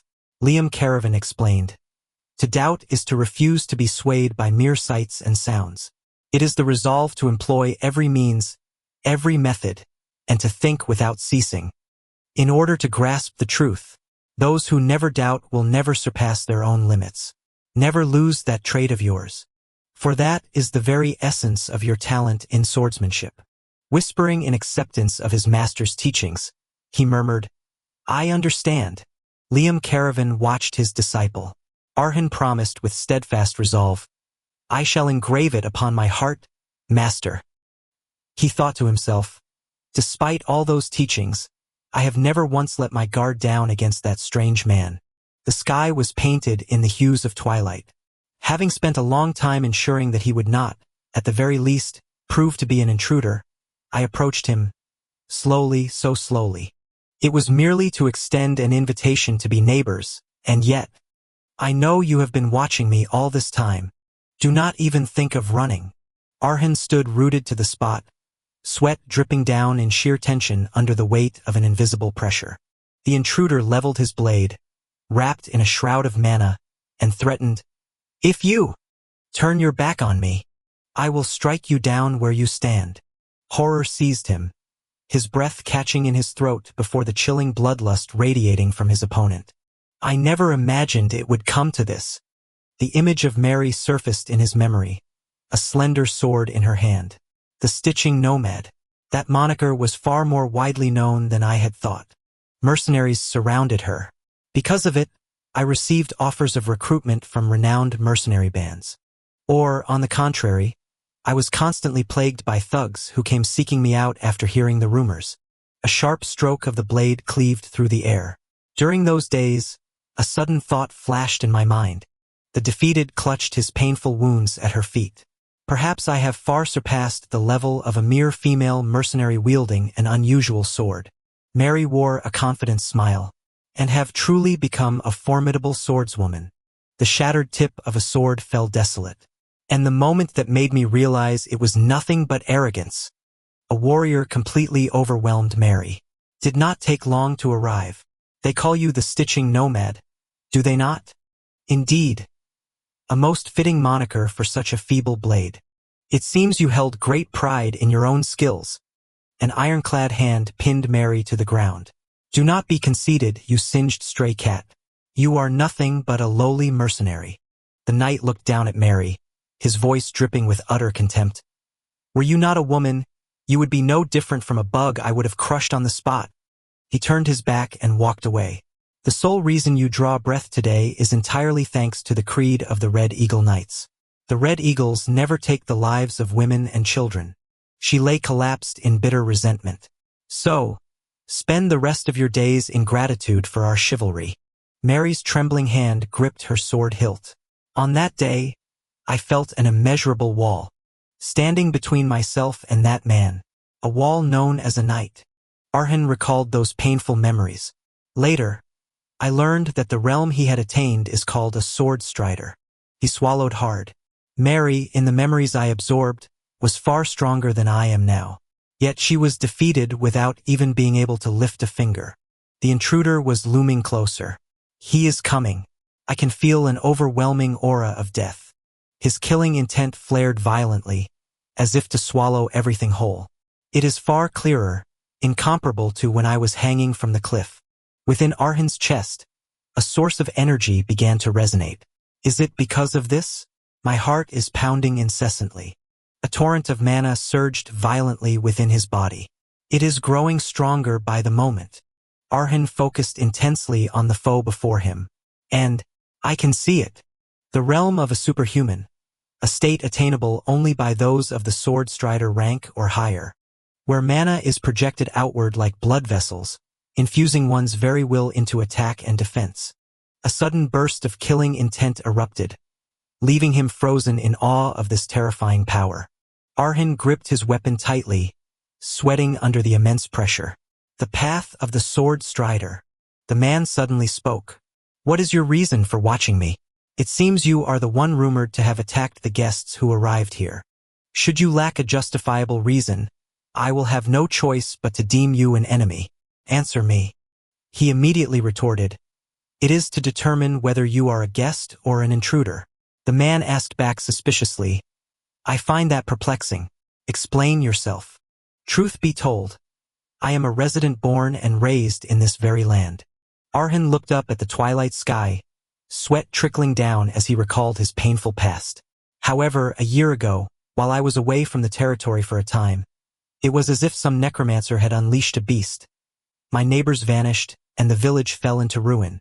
The intruder's gaze flickered slightly, listening intently. Since then, barbarians and vagrants have overrun this place, constantly threatening this village and even my very life. And I dealt with them all by my own hand. Yet, there was no need to tell him the entire truth. The two stood facing each other, one pointing his blade, the other steadfast and refusing to yield. But unlike them, you seem far stronger. So much so that I am certain I would die if I approached you recklessly. That is why I have been observing you, to discern whether you are an intruder or a guest. Had it been the latter, I intended to invite you to be my neighbor. For if it is the former, I must make other preparations for my fief. Do you truly intend to stand against me, even while knowing the vast gulf in our strength? This is the land that holds the memories of my entire life. The man was momentarily taken aback by Arhan's resolve. It is far too precious to simply abandon and flee. A precious place. The intruder nodded in empathy, his murderous aura seemingly softening. The young master has indeed endured immense hardships. I understand. Then it is time I state my own position, for we must understand each other's circumstances if we are to live as neighbors. He looked directly at Arhan. Therefore, I ask you to lower your guard and lower your sword. Only then will I sheath my own blade and share my story with you. Come, make haste. Liam Caravan's stern visage flickered in his mind. There is but one way to forge a heart of steel. You must push yourself to the brink of death without cease, until your very body begins to crave a mana heart. Well, what say you, my young descendant? Have you found your motivation yet? Arhan's face darkened as he made a resolute decision despite his ancestors' counsel. I am sorry, but I cannot do that. Arhan gripped his hilt tightly, looking up at his opponent with unwavering resolve. I cannot yet place my full trust in you, and I require this sword, if only to defend myself. The intruder's eyes widened in astonishment at his opponent's stubborn yet remarkably rational stance. Surely you must know that if I truly wished you harm, that sword of yours would be utterly useless. In a situation where both of us have drawn our steel, being the first to sheathe my blade would be a stain upon my honor as a knight. I must defend my honor. I am well aware of that, but I too cannot yield. Kneeling in terror, surrendering before the battle had even begun, the painful memories of his past betrayal flashed before him. That is something I swore I would never do again. His eyes burned with unyielding resolve as he shook off the last remnants of fear. As a twilight breeze swept past, the hems of their garments fluttered in the suffocating tension that hung heavy in the air. What is this boy made of? He thought, silently assessing his opponent. Yet, his entire body bears the undeniable marks of grueling, merciless training. He noted, watching Arhan tighten his grip on the hilt. And his balance is flawless. There was not a single opening to exploit. However, he has never received proper training in swordsmanship. His style is unorthodox, pouring all his strength into a single opening strike. Even by the most generous estimate, he has not yet progressed past the level of a novice. In other words, he poses absolutely no threat to me. His own razor-sharp blade remained pointed straight at Arhan. And surely he must be well aware of that himself. And yet, the space between them stretched taut, thick with killing intent. What is with that gaze of his? He was utterly taken aback by the boy's bizarre, unwavering resolve. Arhan's eyes blazed, reflecting an unyielding battle will that refused to waver even under the crushing weight of life and death. He exhaled softly, and a stream of mana began to seep forth. The flow of mana enveloped the tip of his blade. I cannot afford to deal with this lightly. Focusing his mind, he let his mana flare up, enveloping his entire body. A thread of mana bridged the distance between them, locking onto his target. He lunged forward, sword raised high, poised to deliver the finishing blow. I will target his wrist and disarm him right here. Tightening his grip on the hilt, he unleashed a strike of flawless precision. This is the best way to avoid injuring him. Yet, the boy stood motionless even as the man closed in. A flash of light gleamed in Arhan's eyes the very instant the blade drew near. The two blades clashed violently, sparks scattering through the air as his strike was deflected. Utter astonishment washed over his face, sweat dripping down as he struggled to believe what had just transpired. My blade was parried? By a boy who hasn't even initiated yet. But it was not over. The boy swiftly took a step back, lowering his center of gravity to brace himself. A faint wisp of mana escaped from Arhan's lips. The surrounding mana was surging. A colossal tempest of energy enveloped the boy's body. Did it manifest within him in a mere split second? That anomalous mana heart. Even so, blocking my strike should have been utterly impossible. Yet, the boy did it. Is it because of the mana heart he possesses? Normally, a mana heart is fluid and flexible. Yet, his is astoundingly rigid and solid, condensed into a crystalline mass, radiating a brilliant luster. Just like steel, Arhan's eyes blazed with fierce determination beneath his sweat-drenched brow. I cannot be sure of anything, but one thing is absolutely clear. The two silhouettes stood facing each other beneath the twilight sky.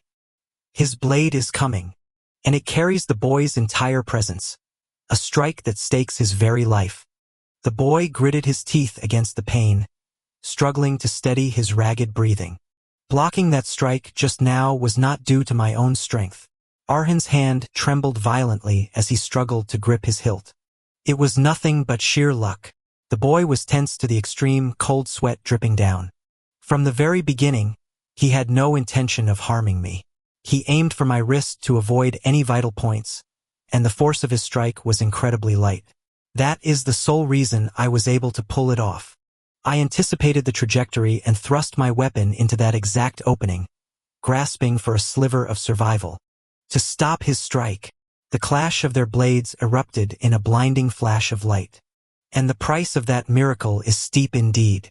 A shockwave akin to a head-on collision with a speeding carriage tore through, shattering the earth beneath Arhan's feet. An agonizing pain, as if every bone in my body has been shattered, ravages my entire being. He writhed under the crushing pressure. What a hopeless disparity in strength. Before him loomed a specter, the embodiment of the enemy's overwhelming deathly shroud. The corner of Arhan's lips curled into a confident smirk, even as sweat poured relentlessly down his face. The thing I have desperately yearned for. At last, I have awakened the mana heart, the heart of steel. A surge of pure energy erupted from his chest. Yet even so, I am still but a novice. My thrusts will never reach him. Two figures stood facing one another. Then there is only one path left. I must carve out a path of my own. Resolute, he stared ahead as a shroud of mana coiled around his blade. As the wielder of the heart of steel and this blade, I will use Mary's memories as my stepping stone. The image of Mary rose in his mind. That day, when she collapsed before the insurmountable wall of a sword walker, her trembling hand clawing to grip the hilt. As Mary faced an insurmountable limit head-on, her body shivering with terror, utter helplessness laid bare. The first thing that came to mind was Hekel's voice. Sunlight filtered through the wings of birds in flight. Upon his deathbed, Hekel wheezed his final words of guidance with the last of his fading strength. Never forget, Mary. Most swordsmen who gaze upon a wall deem it an impassable limit. But that is merely an excuse for those who lack the courage to face it, choosing instead to settle. A wall exists only to be broken through. To fear it is the destiny of the swordsman, but that fear is nothing more than a stepping stone to reach greater heights. Do not look away. Instead, stand tall and proud. A flame of mana erupted, radiating a torrent of powerful energy. And face it head-on. The Red Eagle Knight appeared, cloaked in a powerful aura. The blade was unsheathed, pointing straight at the foe. A heavy thud echoed as a foot stomped firmly onto the earth, bracing for a life-or-death confrontation. You will surely be slashed and torn apart miserably, time and time again, and you will be forced to your knees in utter helplessness. A violent surge of killing intent erupted. But if you do not yield and continue to fight against it, your blade will surely. The Red Eagle Knight stood towering, only to be defeated and dissolve into nothingness. Mary smirked defiantly, though caked in blood and sweat. Break through that wall. Returning to reality, he took a firm step forward, stamping his foot heavily onto the ground. The magical power of the heart of steel flared brilliantly within Arhan's chest, enveloping his body. So, believe in yourself. It is as simple as that. His opponent watched him with absolute gravity. The adversary's hand tightened around his hilt. If you have ever held a sword, if you have ever lived a brutal life, eventually, you will have to face it. A colossal wall stands blocking your path. He braced himself in a defensive stance, sweat pouring down under the suffocating pressure. The pressure seeps deep into your flesh, a crushing weight of despair. The soles of his boots slammed heavily against the ground, drawing a deep, resonant crack, making even a single step a grueling burden. You will want to turn your back and flee. The enemy wavered slightly, staring at his resilient opponent. Yet that boy. Great fissures began to splinter across the surface of the solid stone wall. Has every intention of confronting it. Determination etched itself upon Arhan's face. Resistance may be nothing more than the recklessness of youth. Yet, that is precisely why this is a trial I must overcome. It does not have to be a flawless path, even if it is clumsy and incomplete. As long as it lies within reach, that alone is enough. He focused with absolute intensity on the opponent before him. Observe which muscle groups the enemy is channeling power into, how he draws his breath, and the trajectory he intends to trace. Gather every clue, discard the unnecessary, and forge it. A torrent of power began to condense fiercely, swirling into a core at its very center. The tip of his blade poised, ready for a decisive thrust. To reach that destination, a shroud of energy wrapped around Arhan's body. There is but a single path forward. Liam Caravan hovered nearby, secretly pleased. Indeed, my descendant. Forge ahead without faltering in the face of any adversity. That is what it truly means to be a caravan. Do not fear the clash and the shattering. Be willing to throw your entire self into the trial. He stood firm amidst the surging power. And temper yourself, so that, thereafter, you shall display it before the entire world. This is the very flow of the caravan clan's will.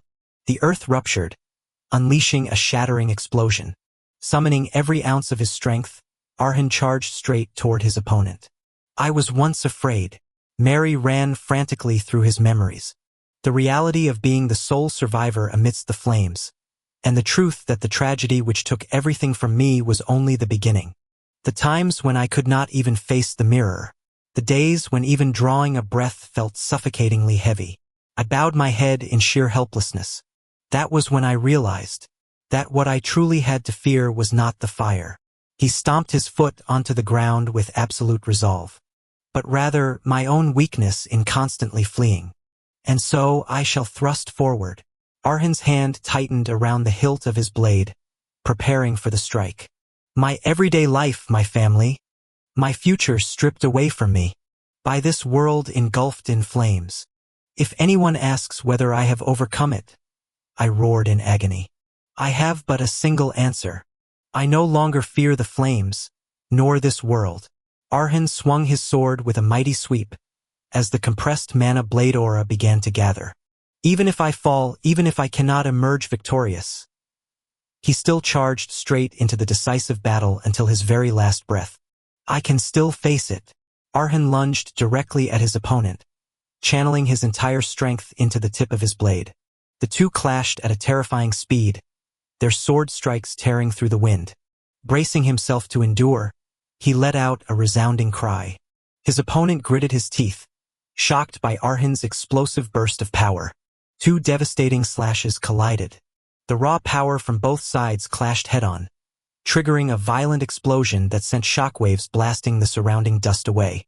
Shards of weapons splintered and flew in all directions. A snapped blade fell to the ground, signaling the brutal end of the battle. Hikal, is there peace where you are now? Following your advice, I left the orphanage and stepped into the world outside. Mary stood silently in the night. With the teachings you passed down, tightly clutching the only sword you placed in my hands. Mary gripped her keepsake tightly, seeking a spiritual anchor. I became free, just like you, yearning for a life of wandering. But I am not sure if I can truly say that I have lived a life like that.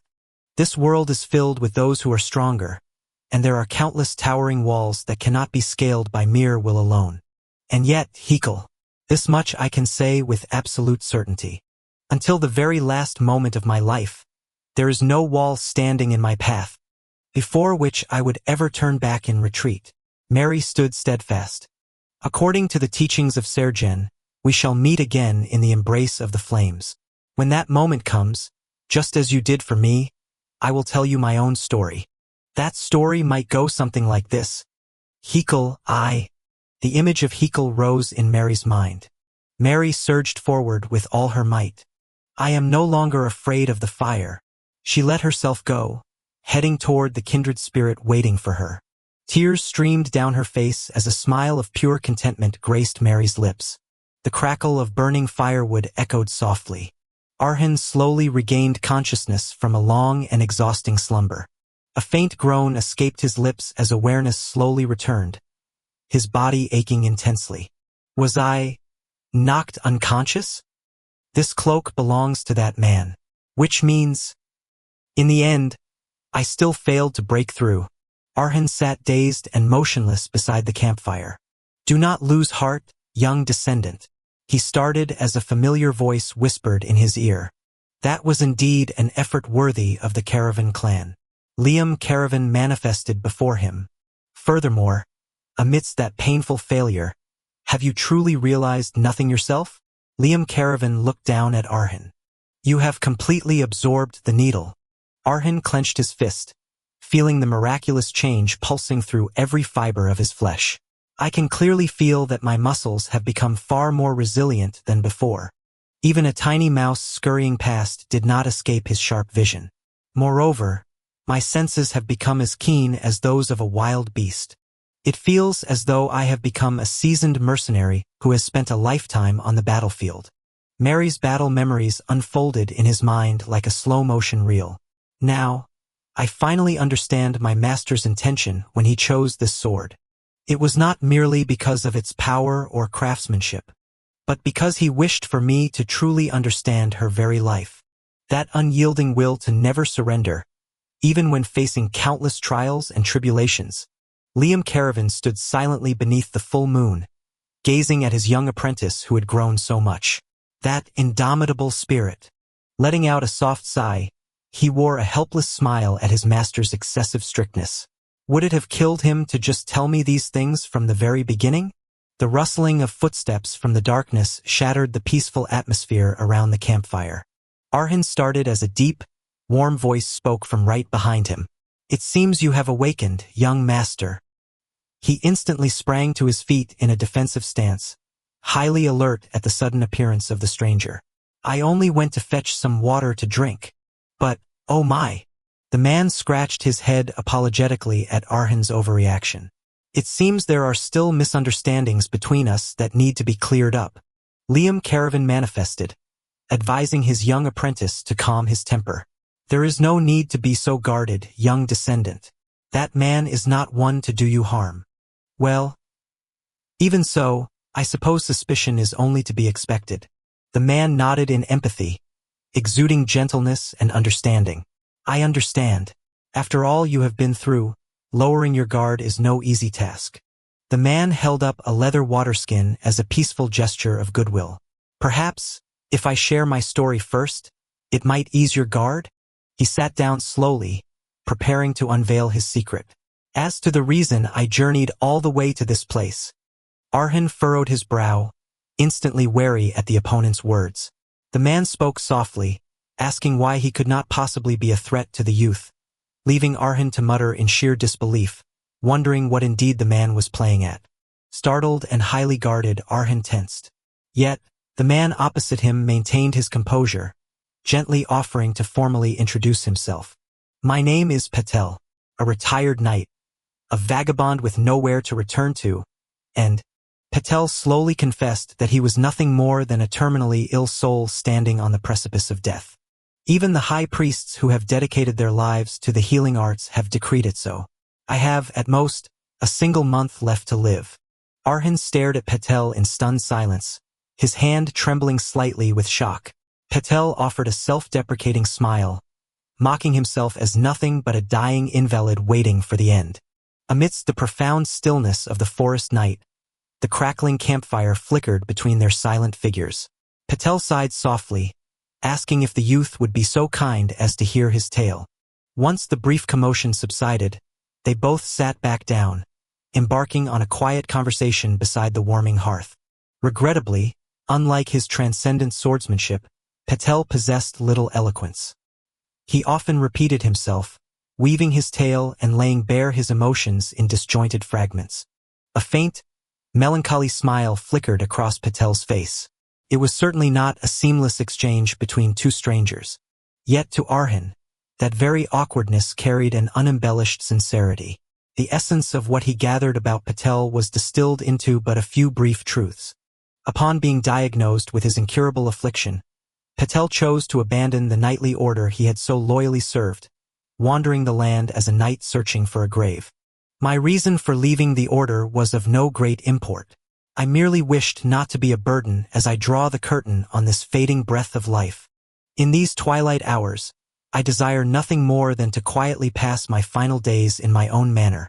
The youth listened in silence, sinking deep into contemplation beneath the fire's amber glow. Manifesting from the shadows behind him, Liam Caravan watched pensively, affirming that there seemed to be no falsehood in Patel's words. Even now, Patel's mana heart lay bare before their gaze. Gnawed by the disease, once that blight completely seized his mana heart, fragments drifted down into the dark abyss, heralding an inevitable demise the moment that darkness touched the very wellspring of Patel's life. The night wind swept over the cold earth of the desolate woods, bearing the grim whisper of truth that Patel's life was indeed drawing to its close. Dropping to one knee, Patel extended his hand with a warm smile. "What say you, young master?" he asked. Arhan stared silently at the outstretched hand, still somewhat dazed by the sudden warmth of the man before him. Sensing his hesitation, Patel spoke with earnest sincerity. "Does this suffice to earn the right to be your neighbor?" It was, after all, no easy tale to share. Arhan smiled, extending his hand to firmly clasp Patel's in acceptance. "Thank you for sharing your truth with me. My name is Arhan. I am the last remaining soul of this forgotten, nameless land. Welcome to the neighborhood, Sir Patel." Behind them, Liam Caravan silently materialized, arms crossed as he observed this fateful encounter with a solemn gaze. A pensive look settled upon Liam Caravan's face as he watched Arhan, who was steadily maturing after his first trials in life. Turning his back to the dying embers, the youth stood with a bearing far more resolute and steadfast than ever before. The energy from the steel heart within Arhan's chest suddenly flared with brilliant light, resonating in tandem with Patel's words. "My thanks for your hospitality, young Master Arhan." A knowing smile tugged at the corner of Liam Caravan's lips as he witnessed this transformation. At last, the time to take the next step has come. "There is no better place than that," he muttered, gazing at the mysterious depiction of two wolves tearing at each other. Time flew by in a swift blur. After a few days, a red dirt trail stretching across the lush green steppe emerged beneath a crystal-clear sky. The carriage clattered along the rugged path, carrying Arhan with Liam Caravan floating alongside him. The boy let out a soft sigh. "Honestly, it is hard to comprehend. Now that I have advanced to a novice swordsman, I thought you would instruct me in swordsmanship directly. But why did you suddenly say there is a place we must go?" The ancient caravan estate came into view, where Patel stood guard with an imposing air in front of the gates. "Thanks to Sir Patel, I no longer have to worry about intruders disturbing the manor. But is it truly necessary to journey this far? Tisk tsk. You still haven't shed the mindset of a commoner. How many times must I explain it for you to understand, my foolish descendant? Our caravan family is unlike any other in this world, and just as extraordinary." The carriage rolled steadily across the boundless plains as Liam Caravan began to expound upon the secret of their family's power. "As long as the blood of steel flows within your veins, rather than ordinary swordsmanship training, it is endless struggle, pushing your body to its absolute limits. And absorbing new swords is the supreme priority for your growth." Liam Caravan let out a knowing smirk, gazing ahead. "Our current destination is the perfect place to seek such evolution." Arhan listened intently, his expression grave. "It is a place where, regardless of status or lineage, only those who thirst for bloody combat assemble. An arena for life and death duels." The decisive thud of footsteps echoed against the ground as Liam Caravan spoke. "In my era, it was called." A cold blade flashed, sending sparks flying. Two warriors clashed in a ferocious collision, sparks spraying from their locked blades. In the stands, the crowd roared in wild frenzy, their faces flushed with absolute ecstasy at the sight of the death match. A panoramic view of the colossal Colosseum from above, where two gladiators fought to the death amidst the deafening roars of tens of thousands. Arhan strode with unwavering resolve toward the entrance of the monumental structure, while the thunderous roar echoing through the air chanted the name of the arena.